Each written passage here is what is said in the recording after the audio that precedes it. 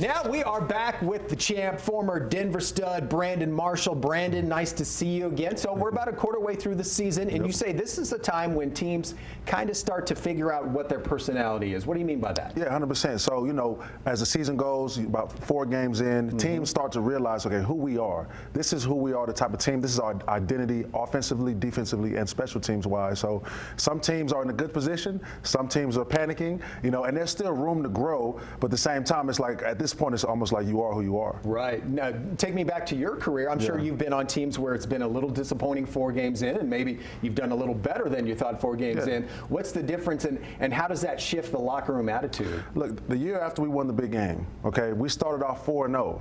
So we figured that, okay, we're that team. Here we go again? Here we go again. We finished 9-7 and missed the playoffs. So although I say you figure out who you are, there's still room to grow and there's still room to decline. And we ended up declining that year, unfortunately. So it can go either way. We're also starting to see a lot of injuries pile up. A lot of quarterbacks are getting hurt.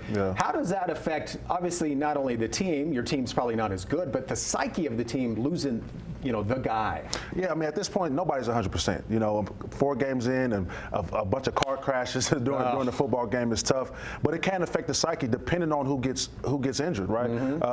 Tua's hurt. There's different guys that for Denver, the starting running backs hurt. Randy Gregory's hurt. So that could bring a dark cloud over the organization just a little bit, and it'll bring the psyche down a little bit. So the leaders in the locker room, they have to pick the guys up, saying, okay, next man up.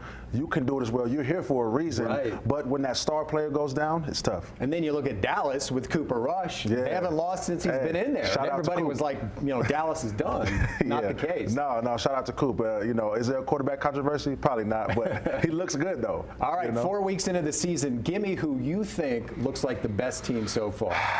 You know what? Because I was a huge believer in Buffalo, and I still am. But right now, I think Philadelphia looks the best. They look really good. Better than Kansas City? Kansas City looks awesome. They look awesome, okay? But at the same time, the improvement that Philly has made from last year to this year, the improvement from Jalen Hurts, I think they're the team to beat right now. Now, obviously, Kansas City, they've done it consistently for years, but Philadelphia looks good. All right. Thank you, Brandon Marshall. As always, appreciate you.